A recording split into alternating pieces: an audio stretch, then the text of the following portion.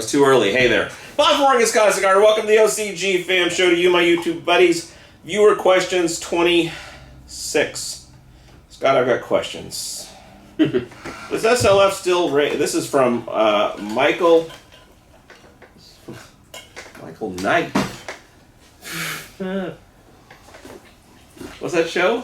Knight Rider. Knight Rider! I don't know why I couldn't think of it. Getting old is why. God, every episode recorded on my satellite. See, I was more of a Fall Guy. I never really liked Knight Rider. Fall Guy I loved.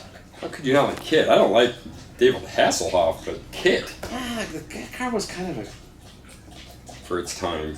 It was kind of pricky. The car was kind of a prick. It's like it was like the car was always like kids these days. You know, it's like, no, hey, just do your job. Just do your job, car. I don't need any commentary on this. You said that car was like kids these days. The car was always dismissive. Well, no, I'm saying the car was always like saying, but if you said, hey, kid, I need to be helped, he'd be right there. You say, hey, kid, I need to, like, I'm busy. See, that's a good example. Yeah, no. That's a good example. Kid was a fucking beast of a servant. I wasn't saying he was like the kids these days. I was saying he was like someone who says kids these days. For instance, get off my grass. Oh, so all he was the UK version of a Corvette. Actually, Michael, my fuel ratio should be closer to 6 to 1. I saw this picture of all the guys that were waiting to get their Corvette e-tronic at some dealer, and I was like, oh, these guys don't look like they're a lot of fun. A lot of those vests you see that rich assholes wear. Yeah, you can give me a C8 or newer. They're all worth. No, thanks. No. Michael Knight, 4099. Does the SLF raise PPM? It shouldn't raise PPM. I mean, if it does, it would be the fraction. But yeah, it's irrelevant. But it's eating stuff and causing the circle of life situation. Well, I think in a solution, when you add it to the fertilizer, it shouldn't add any EC or PPMs. If it's in your because even then it should be breaking down parts per million. The thermodynamics and all that, it's going down. It's entropying, not extropying. Yeah, usually when people have excess PPMs in their soil, I'll encourage them to use more microbial teas and SLF to help break that down faster, so your PPMs will lower quicker. Okay, so does the SLF lower the PPM? Not by adding it, but over time with digestion, yeah. Sure. It's supposed to consume salts and nutrients, which would all be things that register on a high PPM chart. So okay. Probably what's going on. But if you're just adding it to it makes no difference 700 parts per million of Spartan regimen, it's not going to add any PPMs to that. Okay. Good answer. Trademark 256. No, at Trademark 256. Is there anything in the nectar line that specifically adds sulfur to enhance smells and maybe flavor? The Persephone's is calcium lignin sulfate. So there's your sulfur. That's about as much sulfur as we'd want to add without killing microbes. Okay. Elemental sulfur is a fungicide. It's a bacterial side. It will actually harm more bacteria. I mean, sulfur is not a great thing to put in your grow. In very small amounts, it's fine. Like Epsom salt sulfur or magnesium sulfate, that'd be a good sulfur to use, but then you have too much magnesium. Sure. So literally lignin sulfate is just that calcium product, that Persephone, and it's basically molasses with sulfate in it. Okay. But it's very, very minute sulfate, so it's not going to harm the microbial field, but it will definitely help enhance that terpene profile. Good answer. What about Megamorpheus? Not really a sulfur thing. No sulfur, it's just guano and casein, so unless the guano came in with a high sulfur rate. And every once in a while, Zeus will have a sulfur in it just from its mine spot, but we never claim it in there because that's... just randomly. Yeah. And all this is not a big deal. No, it's a percent or less, but it's enough to make a change in the actual plant's taste and appearance. But Persephone's a great one for all of that. Okay. If you like that kind of thing, Persephone's the way to go for that. It's a good way to go. Matt Robase. I do the feed tea method with nectar. I'm switching to Pudo's Peak. It might be that would be a good name. Pudo's Peak. Oh, I heard the end in there for a second. Pudo's Peak. Would I use that every tea I make, or would I use it less often and do other teas on the same tea days? So, can you use this as your only microbial? And would you? No, I wouldn't. And yes, you can, but again, I think we talk about this every time we bring up microbes. Sure. Diversity. That Pluto being as strong it is as far as spore content, we don't have you applying it every other week because it's a waste of your money. Well, also in theory could be a bad thing that you're getting too much of this thing, although they'll probably fix that themselves by dying. It won't be in there long enough for them to be an issue, but it's more about the issue. I mean, it tells people we're expensive when you have to over-apply the stuff, so don't over-apply it. You don't need to. They survive. So that's the beauty, though, is that you still want to follow the feed T. Just do Pluto on the first week of flower, and then the next feed T cycle, use Photo Plus, use SLF, use a compost tea you're brewing. Don't use cultured products, but use anything but. Would you say that all these microbes you use are persistent? That we recommend? Yes, that we recommend. Well, I would say if they actually are alive and they actually make it to being a little teenager microbe in your at that point, if they've actually made it and are alive, are they persistent at that point unless you fuck it up? Yeah, or till them, or destroy them, or cook them with acid. Yeah, that's it. It's the thing I like about Photo Plus is it's a consortium of 30. Yeah. So you're not just adding a phosphorus fixing that's going to sit there and just stockpile, but the little bit of phosphorus fixing and the other forms of bacillus or other forms of bacteria, they eat each other in that biota and they create these life cycles for each other. So they keep the balance of nature correct outside of our mind's eye because we don't see this. Sure.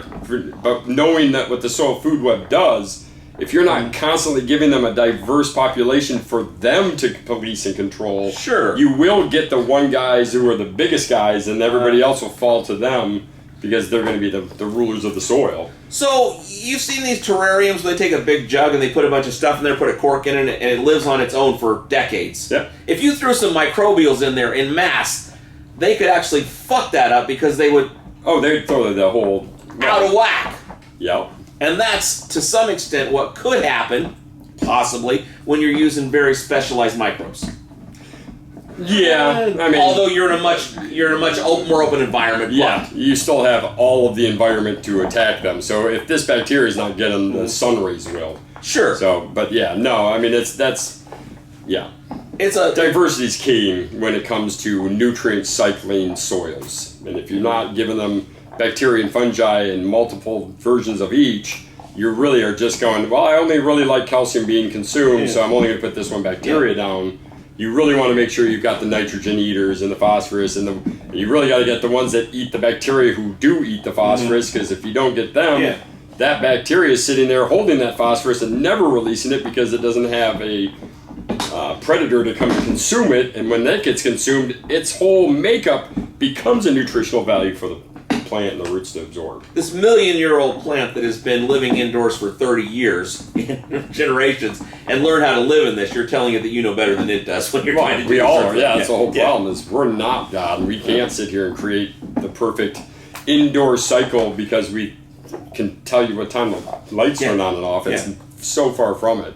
So, yeah, it's just stick with diversity. The thing with our microbes, though, is you don't need to use them all the time because it's just overpopulation. Doesn't hurt anything, it's just hurting your wallet. Yeah. Well, and that resource could be spent better so many other places. Yeah, instead of buying another 4-pound bag of mine, buy a 1-pounder and then buy a gallon of SLF, and then there's your diversity. But yeah, make your microbes. I mean, really, everybody should learn how to brew compost teas and stop giving all these micro people their money. There's very few micro bottles. I mean, I still stand by Photo Plus because it's so unique, and I do stand by SLF because it's more of a digesting enzyme. But a lot of these powdered microbes are just brew your own. Do it for pennies. Don't buy other people. You don't know when the spores are dead. So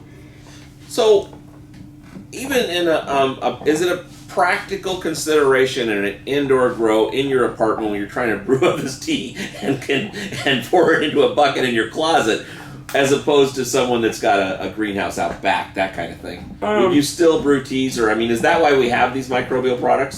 Yeah, exactly. If you're in an apartment, stick to Microbe Life's consortium of bottled products, but you're not getting an aerated compound. Your bacteria are mostly going to be anaerobic only because of where they live when you bought them.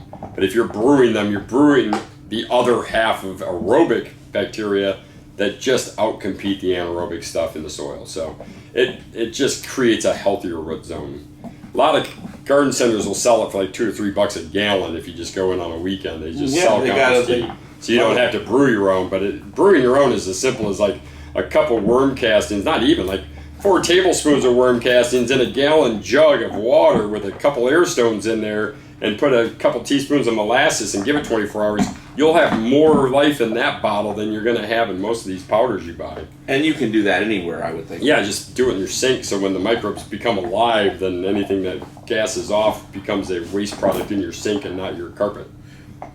Do it in a bathtub, do it in a sink, do it in a... somewhere where it can spill. Yeah. Let it be a waste product. What about just top dressing some worm castings on your... Yeah, that'll work. Good compost and good castings is going to give you a pretty good diverse level too. It's just not going to give you a concentration of them. You still got to feed them, cater to them, and breed them. It's just like, I mean, you know, we eat terrible food and drink Coca-Cola and beer and stuff, and we still are mostly microbes by numbers in our bodies. It doesn't kill everything. If something's alive, it has microbial life in it. But every single person with Crohn's can go right back to the fact that they've killed all of their microbial activity and they can't digest food anymore, so their stomachs rot and they end up pooping out their whole body. So yeah, microbes are huge, and the diversity is even greater. You kill them, like you said. If you drink soda and beer, you've killed all these beneficials and you've reduced them down to just these sugar consumers. They're the worst guys you can have in your body. It's not that you kill all of them, it's that you kill them. You kill the right ones and you keep the wrong ones. Yeah. Okay! Good answer. Heavy Hitter 7500. Hey, Bob. Hope all is well with you guys. It's doing okay. We're going to make it.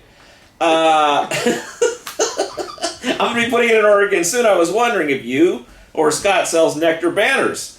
I want one for my grow tent. LOL. I have a good day from your friend in Michigan.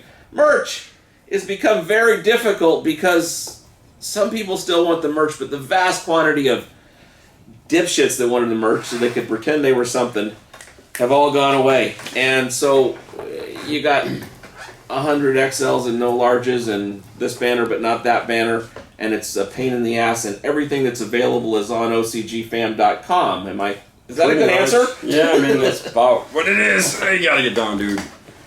Yeah, no, merch has been one of those things where we're not the big, giant, chemical, $5 a gallon produced garbage product anymore. Not that we ever were, but no. You could we could, on the channel here, say, have Amazon make you t-shirts on Gildan's that you're never going to fucking wear because they're scratchy and they don't fit and they shrink. But if you want to get bamboo t-shirts and print them yourselves with someone in America and do all this, it's fucking hard. When they want it for free. Yeah. And I don't want cheap. I mean, I've been in the industry for 20 plus years, and I'll tell you, can't tell me the trade shows I've gone to, left with boxes of shirts that are in the boxes I brought them home in still. I don't want to wear them. I won't. And they're uncomfortable. They're not. So I've only wanted to ever print on things I'd wear, which is great, but then you try to find the people to print them. And in this town, I mean, we don't have people, period, who want to work, let alone screen printers who even want to, I mean, I've had a bid out with the same screen printer for 3 months, and then I find out he's going on vacation for 3 weeks. And you're going, so it just became frustrating. Ronald Reagan's still waiting for a space laser, too. So the banners, what I would say is, when you order from OCG, ask Christopher about banners, and then let's talk, because I have a handful of banners. The downfall is if they don't put them in to their system, it's a nightmare. And create a cost, and then create a retail, and then create a profit stream, because they're all in computer systems. So anything that goes into the system that goes out of the system has to have a value, and we don't want to put value on these things because they're worthless in the big grand scheme of things. But if you ask, and these are just for the OCG fan people, because you guys are the ones that tune in. When you order, say, hey, and there'll be a one-time deal, because Chris will write on your account, because Christopher's awesome at what he does, but he'll remember who got what. But if you make a mention, he's really good about going, hey, Scott, this guy mentioned this. And there's a truck going back and forth. Every week, twice a week. There's a big room right here full of stuff, and a pile of banners down there, I bet. Yep. But they're not itemized. They're not itemized. There's not 10 of each. there's one of this 300 and of 100 one and 2 of that, and everybody wants the 2, so we send the 300. But yeah, no, put it in the comment field. We probably got quite a few of the nectar ass ones.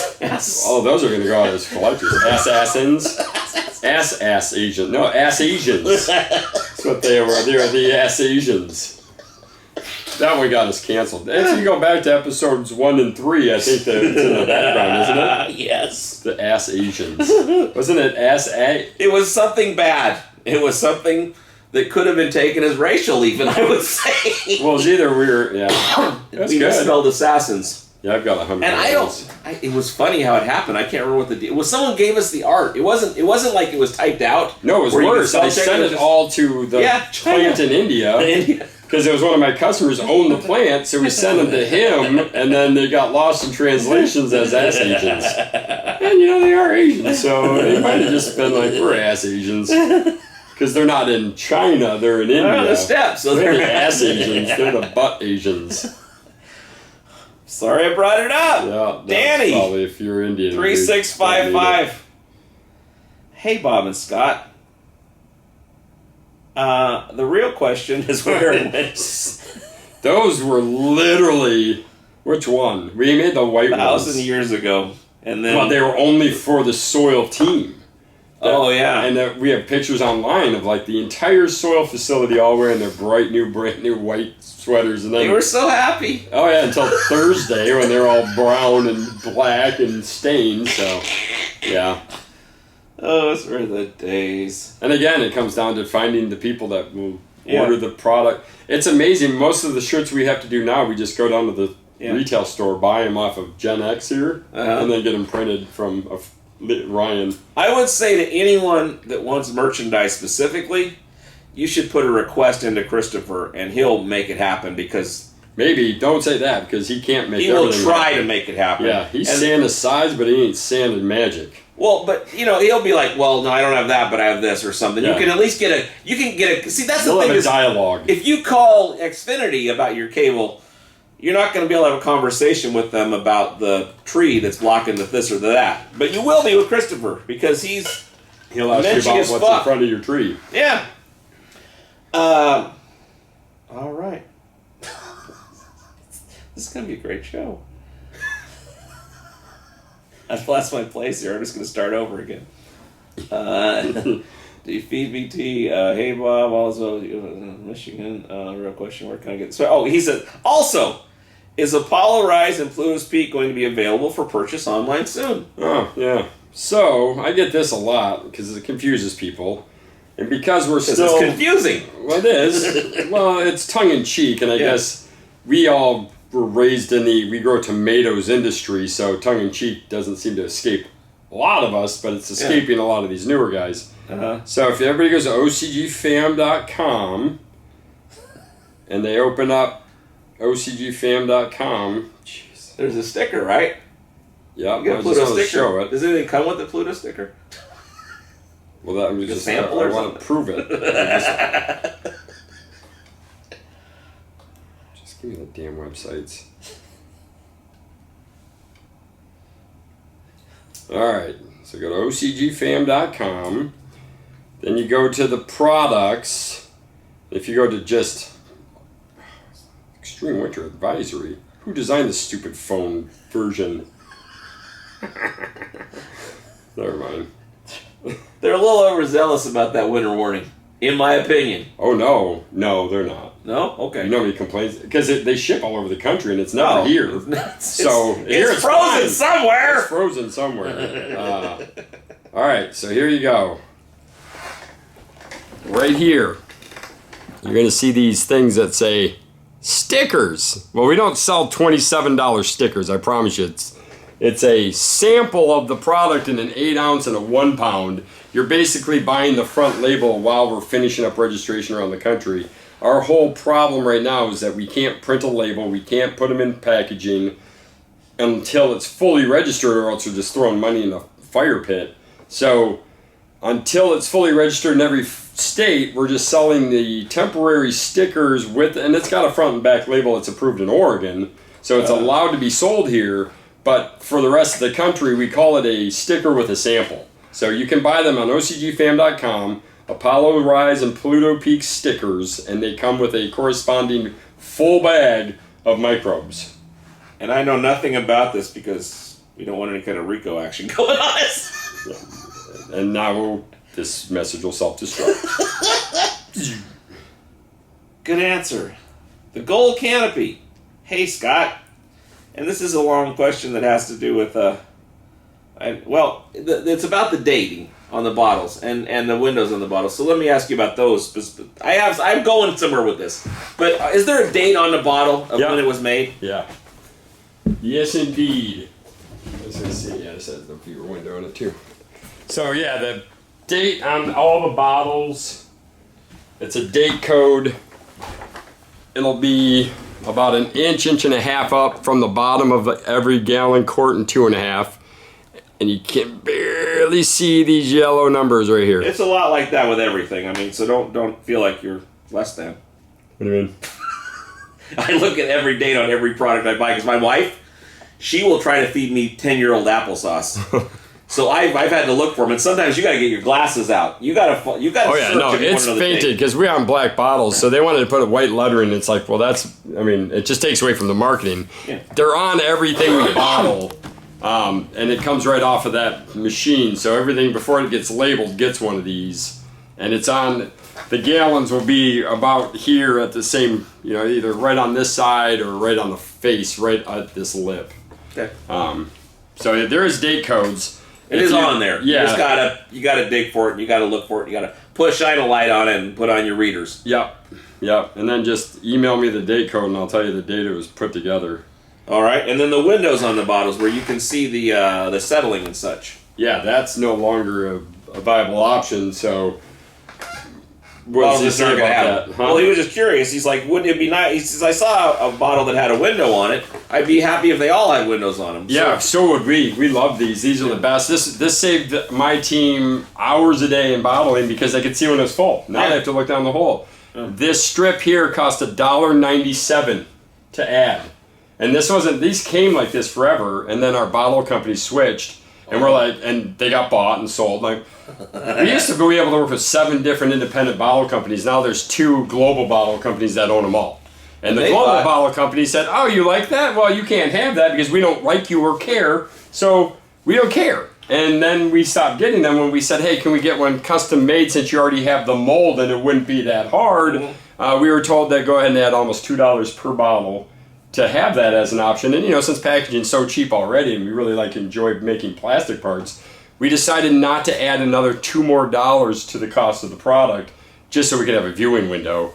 And believe me, it upsets a lot of the customers because you can see if how much is settled in there. Yeah. The downfall is it upsets my employees even more because now they got a flashlight on their head going like this with a stick to find out if it's full or not. So it's killed me on productivity and cost, but when I'm buying 48,000 of these at a time, that's real money. Yeah, that's $96,000 more for a truckload of this that is just a viewing window, and that's a hard one. The fact that you just got one is kind of concerning because we haven't had those in 2 years. Well, that's where I'm going with this. So we're going to be selling on Amazon because a lot of people are selling on Amazon, and they're selling old crap that they bought from someone, that they bought from someone, that they bought from someone, and the only way we can control this is by getting on there and doing that. And some people feel more comfortable. I buy some stuff on Amazon myself, and I mean, it's easy for some people to hate on Amazon and some people to love on Amazon, but the reality of the situation is, for all y'all, it's probably easier, better, more fun, and more economical to go to OCGFAM.com, but that's not happening for the or your local grow shop. Yeah. Because those guys are getting it from me or directly from, and I can tell you, the distributors aren't stocking deep, so they're not holding on to old inventory. They're buying what they need, and they're shipping it to the stores directly, so you support your locals, support OCGFAM. Like you said, we are just now getting ready to start an Amazon store that's going to be owned by Oregon's Constant Gardener, and the reason for it is so we can control MAP pricing, we can control the people buying. Believe it or not, a lot of stores in this country have gone under business, and people are buying them for pennies on the dollar, and they're taking that inventory and they're putting it up on Amazon, and they're selling it cheap. They're selling it effectively, and they don't know what it is. They don't even know how old the shit is. No, or it's just another bottle of them. They have an app where they scan a code or whatever, and like, okay, this can sell for $17, and they put it up there for $16.50. But unfortunately, it's 4 years old and not everything you need. And so to control, I'm sorry, I'm busting in. Not just all this shit, but also to have on there a little store page where someone can see who Scott is and what we're doing and what we're trying to accomplish here. To do that, I got to sell on Amazon. And some people may see that as a sellout or as like a It's not. whatever. It's not going to be cheaper, I'll tell you that. It's an app. Amazon for us will be to get mom and pop to use some in their house, in their gardens. It's going to be just a heavy load of information videos, a ton of 1 minute, a ton of 2 minutes, just how-tos, how to mix, what's this, what's that, how to plant, how to do the things, mostly garden-related and food-related, because we feel that there's a big need for that in the country right now. And getting bigger every day. We want people to understand that we can do it all, but we need to have the control that the other things on Amazon, we know where they're sourcing that out, that they're not selling it below a price point that nobody can compete. We don't want our retailers around the country to sit there and fight pricing on Amazon. So we're going to take over the Amazon pricing, and it'll be free shipping. It'll be, if you can't get down to your local store, it'll be cheap to get it from us because we can get it to your house. Yeah. If you can get it from the store, it's going to be cheaper from the store because we're going to put everything together so we can ship it to your house and not lose money. So it is not going to be $12 a quart. Right now, you can go to Indoor Earthworm in O'Fallon, Kansas, or in O'Fallon, Illinois, and you can buy a quart of Herculean for $11.99, and the retail's $12. Maybe it's 11. Yeah, $12, and I think it's $13 suggested retail. Yeah. If you were to buy one of these from me online on Amazon, it'd be $24 delivered for free at your door. So it's find your locals, support your locals. If you are not in the local area and you have to do Amazon, then head over to OCG and give us a shot, because I guarantee you this stuff's fresh. I guarantee you this stuff's going to make it to you.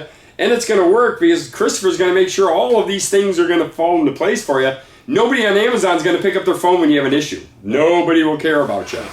Christopher will. Christopher won't sleep at night worrying about his customer base. So Amazon's going to change a little bit. There will be a lot of videos and information that we're going to kind of feed through that avenue. So when we get there, we'll let you guys know where we're at so you can enjoy it. It's also, to me, for the show, kind of a chance to start over where we were 5-6 years ago. Tomatoes. Yeah. So I think it's going to be a good thing.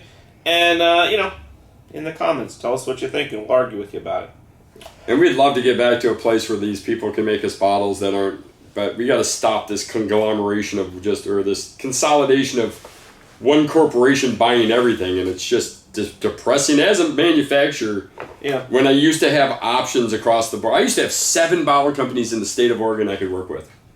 There's 2 in the country now, and that's just mind blowing to me. Because when there's 2, then those 2 can get together and say, "You want to raise on the a resin phone again? call? Yeah, let's raise the resin." Yeah. Wait, what? So it's getting bad. Okay. Graybush 1976. OG. Now that I got the sappy, uplifting post out of the way, he said some nice stuff about us. Time for a couple of questions. I don't get a chance to add this last, I didn't get a chance to ask this last episode. He's just got some questions here. Let's just go through them. Let's hear it. Turtle tank water to brew EWCT. Multitude of diverse beneficial bacteria. Anybody have any experience using aquarium wastewater as a component tea base? Any issues? So this is like doing aquaculture kind of thing, but as a tea, not as a system. Yeah. Yeah? Yep. Yeah. No, I mean, it's...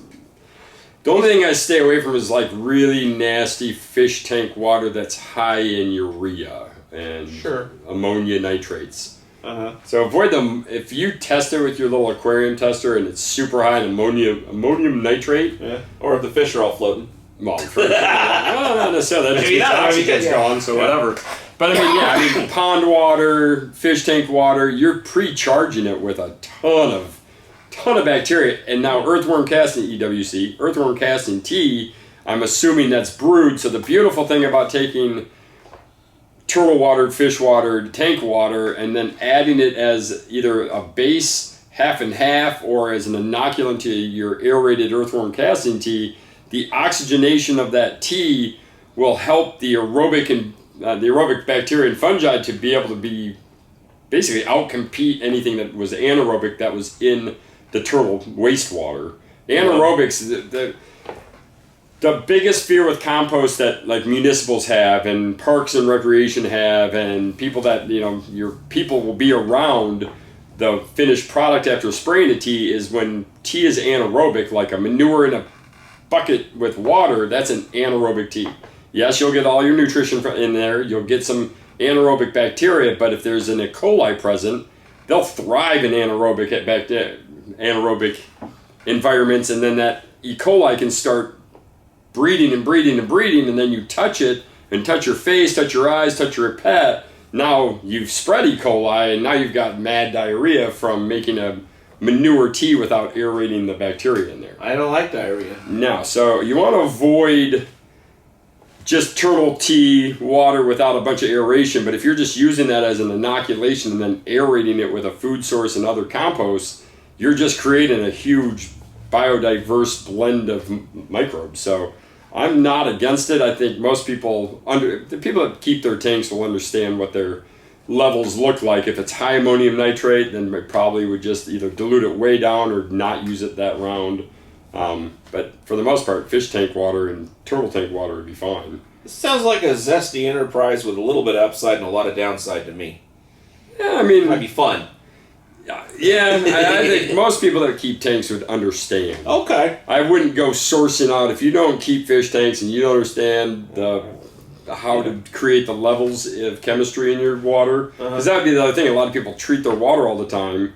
So you're using this water, but what of the treatments have you added that now are you going to put in your microbial teas that are just going to destroy those microbes? So it's knowing your tank. I mean, honestly, the best is just go down to an old stagnant pond, scoop it out, run it through cheesecloth so you keep all the critters out, but that's a great compost tea starter because it's full of life to begin with. Most people start with, chlorinated water and have to wait 2 days for it to not kill everything in the tea because chlorine does, that. Okay. Yeah. Good answer. Good answer. He's got 3 questions. Is BK as effective as a drench during mid to late flower as it is as a foliar on pre-bud sites? Could it be used as a drench only, or is there more benefit as foliar and continue as drench? Now let me ask you this. So when you're starting off at the start, are you personally, are you only foliaring with BK until you see bud sites where you can no longer foliar, or are you doing both? Or are you doing circumstantially doing something? Circumstantial. What is the circumstance? Well, I mean, I think the cheat sheet is foliar and veg, creates branching in shrubs, makes shorter internodal spacing, and creates a wider canopy. It just wants to do this and stack. Broccoli instead of cauliflower, or vice versa, I guess you'd say. Like, it gets thicker and more. There's more cauliflower than more cauliflower than broccoli. Yeah. Or it's like broccoli versus broccolini. Okay, that's a better example. Yeah. Okay, same plant, different things. Yeah. But now, if I'm watering it in, I'm promoting elongation in veg and more lateral growth towards the lighting versus trying to keep them more stout with tighter internodal spacing. Foliar feeding, internodal spacing becomes tighter, better canopy in veg. If I have room, would I want to stretch so I can get more light on those plants? No, because if you're in a 7-foot ceiling, the stretch in veg screws you because by the time you go into bloom, you got another stretch and you have 7 feet and a light. So why would I want stretch? Like in here, like Pig. He to wants get stretch to those lights. because he's 10-foot or he's got 12-foot ceilings.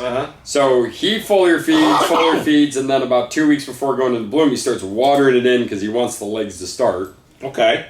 Then in bloom.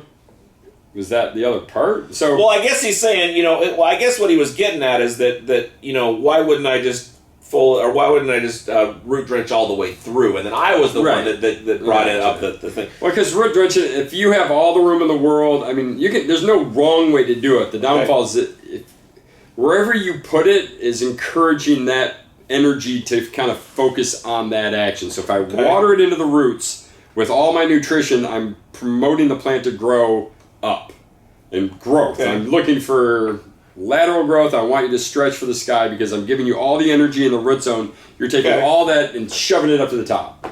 If I'm foliar feeding, it's being delivered to the top, so they don't need to bring it up there. They don't need to grow towards the light. They're sitting down and they're accepting that, and they're just dividing out and making new cells immediately, which then stacks internodal spacing. You get more leaf branching, you get more foliage on the top. Why wouldn't I do both?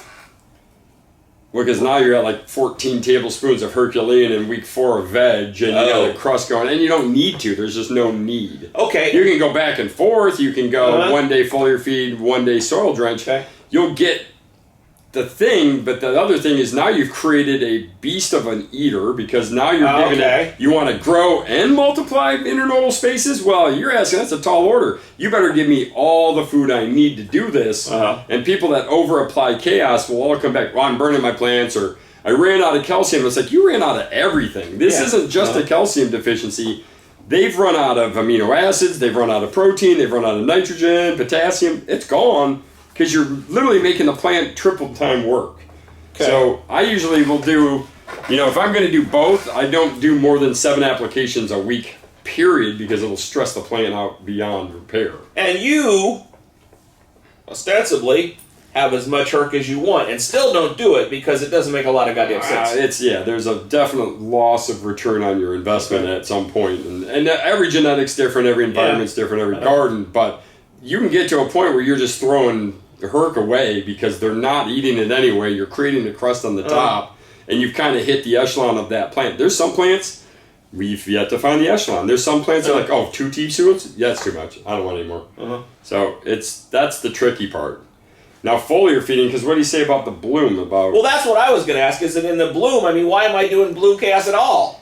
Well, because it's the same thing. You're trying to get the flowers to form. You're trying to get them to become solid and swell up. And I can't give it to them. You want them to go in. And I can't foliar feed it. I want to. Yeah, you shouldn't, but it's trying to reach for the stars in veg. It's trying to squat and produce in bloom. Well, so in bloom, you got the first 14 days, and the plant's transitioning from a longer day cycle to a shorter one, this color spectrum to this. And now they're changing up their dietary needs for what they need to develop fruit and flowers. So all these transitions are happening in the first 2 weeks of flower. And in that time, that plant has gone, well, since you're trying to figure this out and you're doing all this stuff in the root zone, I'm just going to do my last bit of stretch to this new light source that's redder and shorter. We're trying to figure out why it's shorter, so I'm going to try to survive by getting taller. And after about 2 weeks, it's like, all right, time to... And how I call it, they're trying to become pretty to multiply. So now it's time to make my flowers so that something wants to come and pollinate me and create seed so I can reproduce and be here again in the next cycle. Sure. So after 2 weeks and it got up nice and tall, it's standing there, and now it's like, well, let's put on fruit. And then it stops growing this way. At that point, when you start adding the chaos into the root zone, that flower is calling for the nutrition, or the plant is, and saying, we need to stack this up in this fruit. So by adding the chaos in with your herc and your afro and your Persephone and all these products, it's allowing all of that material up into the plant to make the flowers bigger, stronger, and healthier. And that was his question, is it as effective in mid to late flower as a drench? It's mostly effective, because at a foliar feed, you're just adding moisture to flowers, which we don't recommend ever. So once I see fruit... No, I mean, I guess as a root drench, it is more effective in bloom than it is in veg. Because I got guys who won't use it in flower at all, because they are afraid of it. Sure. Because they're... soft. Tired. Something. Had enough. People. And so they only do it in veg because they're going for, I got 5 weeks to veg. And so what they do, they never foliar feed it. They just put in the root zone, so they can get their plants to X height to then toss them into flower for their cycle. So it's literally one of the most unique products. It's one of those where, unfortunately, Frank goes to his grave with it, and it never gets to the mainstream of what it should be, because it's never going to get there. But until then, it's a hell of a tool to make things pretty magical, and I still like to challenge I can't tell you how many people are like, oh, they made a bloom cast. I'm like, okay, here, let's go 1-to-1 with that and see how that... I guarantee you, nobody has what Frank has created with this thing. Guarantee it. I mean, half our staff doesn't even know how it's done, because we'd have to kill them, because if it ever got out, it could literally... it could change the world for a lot of farms and a lot of people if we could get it out to people. But they don't want it, so. You do, and you get to learn how to use it. So you want to make a lot of peppers? Grow one bell pepper and see how many you can grow on one bell pepper with the use of chaos once a week. It's amazing. Good answer. Sure. Last one. Well, no, we had something else we want to talk about too, I think. 3. This is still from Greybush. I plan to use some additional coco coir and pumice when recycling my peat-based soil next time. Do you foresee any issues? Hold on a second, something just... Oh, I just switched up. Do you foresee any issues with pH, and what do you do proactively to correct anything typical of coco coir rather than scrambling to correct something mid-flower? I will add earthworm castings, EWC. See, I picked up on that. I know it now. And the compost element as the compost element of the soil mix. So it's just knowing the source of the cocoa, I guess. I mean, flock it, get it, and would you do a slurry on it. Yeah, you do a slurry on it. We do everybody's. I mean, when we get our cocoa in, even though it's from the same source it's been for 18 years, we still take the first brick off of every pallet and break that off separately and test it. Mm-hmm. And even then, we wash all ours anyway. But we'd like to know if they've changed compression rates, if they've added salt. They're not washing it on their end because it helps us understand how much more. Sometimes we have to add couple 100 pounds of calcium limestone in to reduce the salt from pallets, and then there's months we won't ever even put limestone out because it comes in so low. So you would want to check. If you get a standard bag from most of these companies that's just shredded cocoa, I would be surprised if you're under 700 parts per million out of the bag, just from sodium from salt water. So check that. That's what's going to bite you in the butt. Is you're not going to. Well, because there's oceans where there's neutral. Is that what they use? Seawater. Seawater. Yeah, sure. Freaking hell, I'm in a third world country where we don't have any fresh water. But hey, wash your cocoa with the fucking good water we drink. They don't let third world countries use drinking water for a washing solution. So most of them will just hydrate, rinse, and then compress with salt. And then some people, can of nutrients. Do they suck it back out again with salt? Oh no, they just compress it, dry it, and then send it out. Yeah. And actually, I've got pamphlets from the good old days in the industry of doing trade shows. They intentionally compost cocoa in salt water to add EC to help. It's high cocoa. Well, they wanted to work with the EC in their can of nutrients that are salt-based. So if you're salt-based and salt-based and salt-based, I've had more people complain about our cocoa, and when I find out what they're using, it's usually like Athena's or Mills or GH, where it's all these salt-based nutrients. And our cocoa's so washed, so there's 0 ppms going into it, so it's robbing their ppms because it wants that salt back that we stole from it. So a lot of people are like, well, how do I guess I'll charge it with CalMag, which is just calcium nitrate salt. Sure, and then fix it. Yeah, so it's look at the cocoa, find the source, and then just do your own slurry on it and soak it. Don't be afraid. We're not doing a 1-to-1 in 3 minutes and hoping. You can literally take a handful, put in a cup of water, squeeze the water out in an hour or a day, and just see how much salt comes out of it. Because if you're above 500, 600 parts per million, your first game is going to be how do I combat that much salt when I'm putting it in with my peat and stuff. So you're not doing this to see what the number is. You're doing this to see if it's a shit ton or none. Yeah, because if it's like 300 or less, no problem. Your plants will eat it. Your microbes will break it down. SLF will clean it right up. If it's above 400 or 500, it might not hurt to take a couple ounces of bone meal and some Olympus up, make up a 5-gallon bucket of it, and pour it right through the bag and just get that initial charge reduced, and then use it after that. It just sucks because it sucks to have to wash cocoa and then try to get the moisture back out of it. We have to use an orange juice press, so I'm not sure you're going to do it at home. I don't 2 5-gallon buckets with holes in them and then sandwich them and stand on it. So it'll probably be your best bet. Okay. Then you send me this. Do you want me to just read it, or you got it? Let me pull it up here. All right. Is it the one that says... So slurry test came out 6.4 last night. Was definitely encouraging.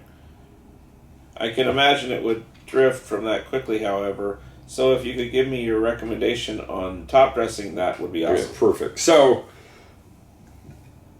new grower, new to us, got back to me. Never grown before or never grown nectar? Yeah, a little bit of both. Yeah, I mean, it kind of sounds like he's tried growing before, regardless, but he's on a different potting soil. It's a Fox Farm soil, Ocean Forest Happy Frog, newer to our line for sure, brand new to our line, newer to growing it sounds like, and he was having some issues with a pH drop in these products, finding out he has RO water. We've just been going back and forth. I mean, this is my email chain when you're new to me. I just keep asking you questions, you keep answering them. So, like a lot of people in our community, is they're using RO water, they're using distilled water, they're using some form of stripped out, cleaned version of a water source. And as we come to talk about a million hours on this show about alkalinity and pH drop. Sorry about that. So he reached out with, this is what's happening. So, I mean, I don't have canned responses. I don't have cut and paste information. I just have it in my head from doing it 1,000 times. So I did my 1,000 times spiel of, okay, well, if you're at this, then find some garden lime or some chimera or some form of calcium carbonate limestone, not dolomite or gypsum, blah, blah, blah. Here's why. So I gave way too much information, and then I said, add in about 1 cup per 10 gallons. He was at 6.57 on the pH. And all his plants are starting to struggle and starve because of the pH. And so we've been going back and forth, and the point of what I'm trying to say is, this limestone thing and RO water and distilled water, well, I'm going to go back. So I told him my recommendation, and then I told him to buy Down to Earth Garden Lime, which, I do recommend. If you can't find Chimera, I know the Down to Earth Garden Lime product. It's exactly what you need. Yeah. So then he contacted Down to Earth about the garden lime and said, well, this guy from this company is telling me I should add about 1 cup per 10 gallons. And they're like, oh, no, that's just too much. You should only use 1 tablespoon per 10 gallons. So, and that's fine. That's their recommendation. They grow lettuce and, nursery pot plants. And, I've worked there for 7 years. So this is a crop duster telling you how to use a space shuttle. It's a farmer telling it's worse. It's a corn farmer telling you how to grow indoor cannabis. Yeah. And I love Down to Earth. It's one of my favorites. It's where it got me on this path. It really is. But 1 tablespoon, I asked him, okay, well, let's do that for about a week, and let's do another slurry in a week. And lo and behold, his pH is right at 5.6, because 1 tablespoon isn't going to get you anywhere. And so we started discussing it more and more, and he was like, boy, it'd be really helpful if there was just a set amount. And there isn't, and the reason is because the pH is so different with so many people, and the RO or the distilled or the tap, everything is, we don't have cookie cutter answers because there's no cookie cutter solutions. No. So here's my general gist on this. If you're at 5.5, if you're below 5.5, let's talk on a whole different level. But these are the normal ones, 5.5 to 6. You're getting ready to go into bloom, or you're at 5.5 to 6 and you're in the middle of bloom. You know this happens to you. You know that every round you flip your plants into flower, and then 3 to 4 weeks in, you're at 5.5. So knowing this, everybody who's in their 4th round, 5th round, 17th round of growing, and you're in your 4th week and you're at 5.5, this happens because your water is stripping all the calcium carbonate out of your mix, and you no longer have carbonate in your soil, which means it's going to become acidic. So knowing this, and if it happens every single time, you know this. This is the given now. Yeah. So you're about to go into bloom, add 1 cup of lime to 10 gallons of soil, and that's going to get you most of the way through for most of these guys. And that's when starting at 5.5 to 6.0. That's where you end up in weeks 3 or 4 of bloom. 1 cup per 10 gallons. It's anything less, you guarantee have to add more at some point during the flowering cycle.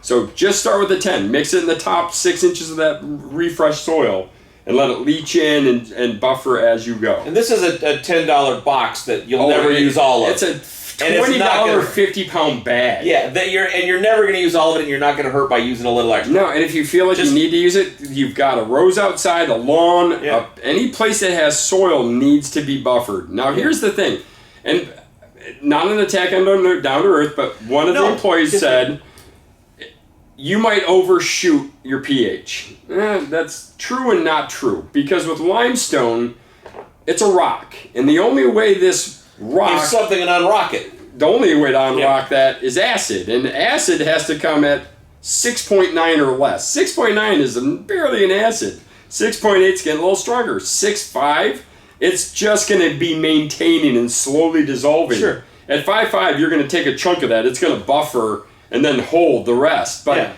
at 1 tablespoon, you're not even going to get close. And at 1 cup, even if you got all the way up to 7.4, it will water out and get back to neutral within a week. So if you overdosed it, it's going to be fine. I'd rather overdose with this limestone because it's going to kind of buffer in a couple weeks, and you can always feed them more acidically. And the acid will just reduce the pH. It's easier to go that way than the other way. I feel it is.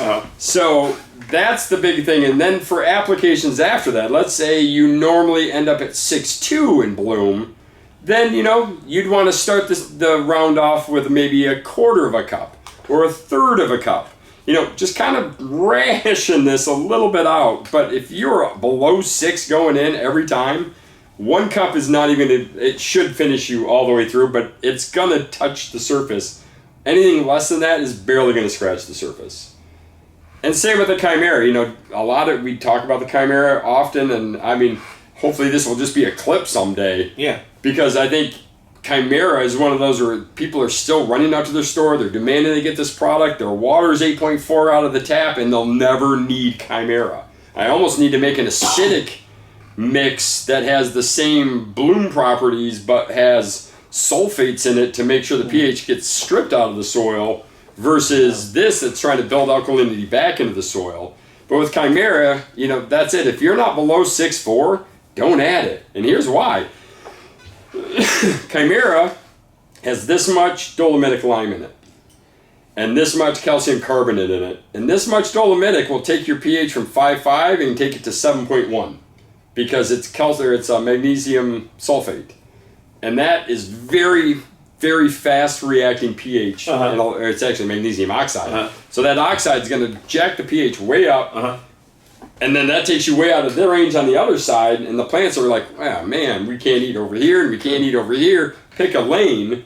So if you're at 6.4, 6.5, and you add a bunch of Chimera, you could go to 7.5, and then your plants will be mad for about a week until that brings it back down into the high 6s. Most people that are using it that know about it, that are loving it, like, I mean, Pig Farmer, we used to make him a custom soil, and then he moved out of state, and now we have to ship him something different. Anyway, with him, he's only doing 4-shot with the alkalinity built in, and then he's doing Chimera at a day 1 and day 21 top dress. And when your flowers are coming out like that, I mean, this is a wedding cake. Look at his hand on this one. Oh, wait, where's it? Look at this. Jesus. And so, you know, we figured out that recipe, and just for reference. Yeah, that's his hand. And for scale. Yeah, and then, he's not a small man. He's normal sized, not a child. Yeah, these are doing pretty good. And this is a little medical. So, I mean, anyway, Chimera used properly is a game changer of nitrous. If used greedily, it can put you out of pH range and your plants can't even consume it. So, I think the whole line, the hard part's just figuring out the whole correcting the pH. And if you know your pH is always going to be down in the middle of flower, just get ahead of it. Go buy limestone and get ahead of it because it's the game changer for the guys who figured it out. So there's that. And if you are constantly too high, I've got a few guys right now that are just, I can't get my soil below 8. And it is a struggle when you're at that height and it's your water and you can't go out and get RO. And even if you do get RO, it's going to take you 5 weeks to strip all that 8 out of the soil. It's going to take you till it's too fucking late. Yeah, your flower. Yeah. Then it's really comes down to there's a product, Bounty. Remember Seth? Bounty Alaskan Humus. Yes. Yeah. Well, not to plug companies, but for the longest time, we used to get our Alaskan Humus from Seth from a Bounty. And Bounty makes a It's like series of 2008 all over again. We're just starting over. It hurts. But it is one of the old, it's a great compost source. It adds a lot of organic acids that reduce pH very fast. My guy out in New Hampshire that I've been working with for over a year, you know, he has had these issues where his pH just goes through the roof because of this water source. And the only thing that maintains it and keeps it down is Alaskan humus. And it's just organic acids being slowly. We've tried Gaia flushes at 5.5. We've tried feeding them at 6.0 all the way through. His soil just gains pH. So Alaskan humus as a 1-inch top dress is pure humate. Yeah. Slowly keeps that buffered in the mid-6s the whole way through. It just slowly acids. And it's organic acid, so it's not phosphoric, it's not citric, it's not a weak, it's not a caustic, it's just constant digestive acids. So if you acid in the chemical sense, not in the pH sense. Yeah. Well, humic acid's got a 9.3 pH, so go figure. Yeah, I mean, it's not technically an acid. Well, yeah, acid's got a bad reputation. Yeah, plants love it. Well, it depends on your circles. Well, you know what I mean, though. Yeah. Some like shrooms, some like acid. I don't know. Tomato. But it really comes down to plants love organic acids. Organic meaning they're naturally being decayed and broken down from humates and compost and, you know, right before oil is humates, and right above oil is humic acid and humates. Right above that is decaying, rotting, dead things, and right above that are root zones, and right above that are plants. So when this dies, it's a constant. It never ever stops. This is concentrated stuff. It's the concentrated version of that. Yeah. Literally, when you buy Zeus juice, you're buying one step away from oil. That's it. Yep. There's no difference. I mean, the only difference is that Halliburton didn't get this. This came out of someplace else that turned into plant food, because most carbon from oil is plant food, because it was a plant. Crude is a great thing to have back in the soil because it was soil. So just so you know, microbes eat oil. It's amazing. Okay.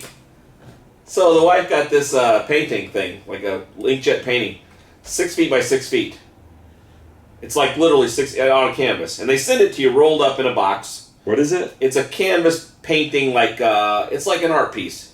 Like a famous person's art, or but no, it's like a decoration. It's somebody's art, but it's like it's a giant canvas poster. Yes, it's just, it's like it's to fill a space. It's a decoration that masquerades as art. Gotcha. You and I would not consider it art, but it's other not people as cool might. as this, but bigger. We're going to talk about this in a minute too. And so it comes with this canvas. It's rolled up on a canvas, and it comes with this stretcher, and it's these 4 aluminum rods, and then the corners, and then little things. You go clunk to stretch it out. And there's a video, and the video's 45 seconds long. And you would think it covers everything until you get the thing actually out there. And you're like, well, this thing's rolled backwards on the canvas. How do I flip it over without kinking it? And then you're like, well, which ones do I put in first? Which ones do I put in second? And I was thinking, we're going to go through 1,000 shows this year. We'll be over 1,000 shows. Yeah, which only take us 3 days, because they're only a minute each, so do the math. What I'm saying is that these people couldn't spend 5 minutes to show someone how to put a fucking thing together. And we've spent all this time. Have you ever built IKEA furniture? See, this is the other show we should do. We should buy 2 of every IKEA and spend 3 days figuring the fuck out. That show would end at episode 2 when I'm driving myself to find a Swedish motherfucker to kill his ass for being a fucking moron with the way they make directions. But once we figured it out, so we'd have 2 shows. We'd show them the first show of how to actually do it, and then the outtakes of the prison show for after the 15 to 20 in life gets fucking called. This is us making the second one, is a 3-minute show. This is us making the first one. Anyway. Yeah. I was going to say that I realize what an amazing resource this could be to our community. Well, this is a resource. Yeah, but so, use it. Ask some different questions. You don't have to ask the coolest question ever. You can ask the basic questions. We can start over. We can do whatever. Help us to help you. Well, and turn your parents and your grandparents and your aunts and uncles on. To this stuff. You want to see something cool? Have a Christmas cactus start blooming in September and not stop till May.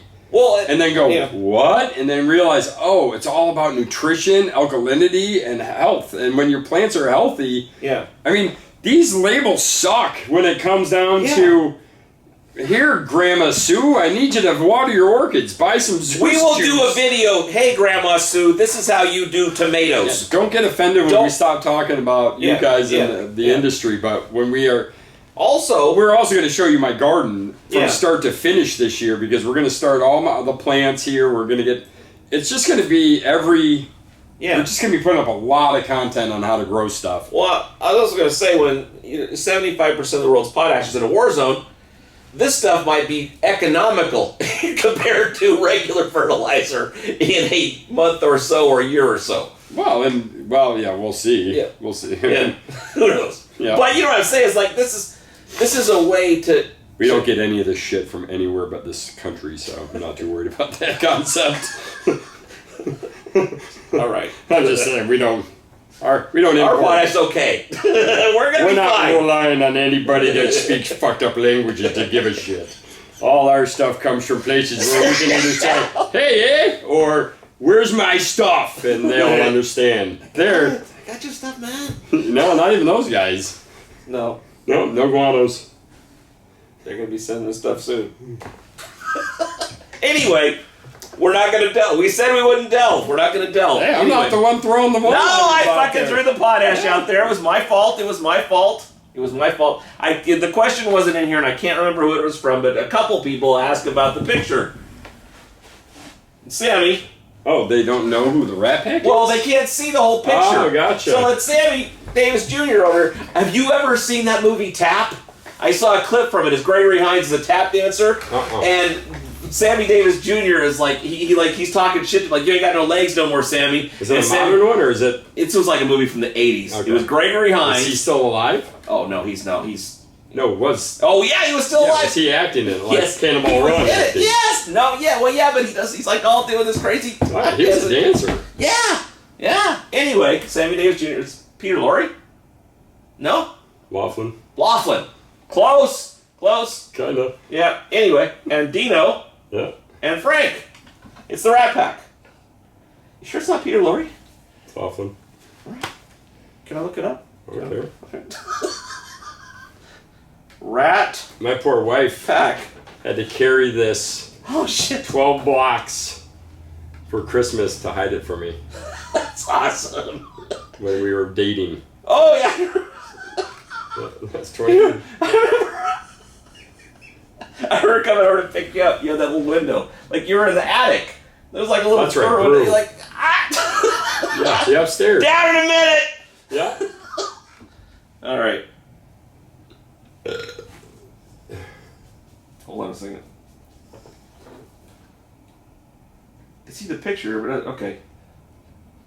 Peter Lawford. We were both wrong. What I said? Laughlin. You said Laughlin, and I said Lorre. Peter Lawford. Yeah. And then Joey Bishop was also part of the... Yeah. He was the only ugly one. Questionable.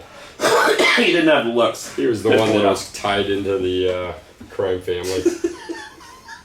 He got honorary membership. Yeah. Well, they had to get funded somehow. They started off. Well, every club was a mob club back then. Anyway, I think that's it. Is that it? Sure. That's the show. We love you. He loves you. He does. He just doesn't show it well. The OCGFAM show. It's pretty good. It happens every day. It's the OCGFAM show. See you tomorrow.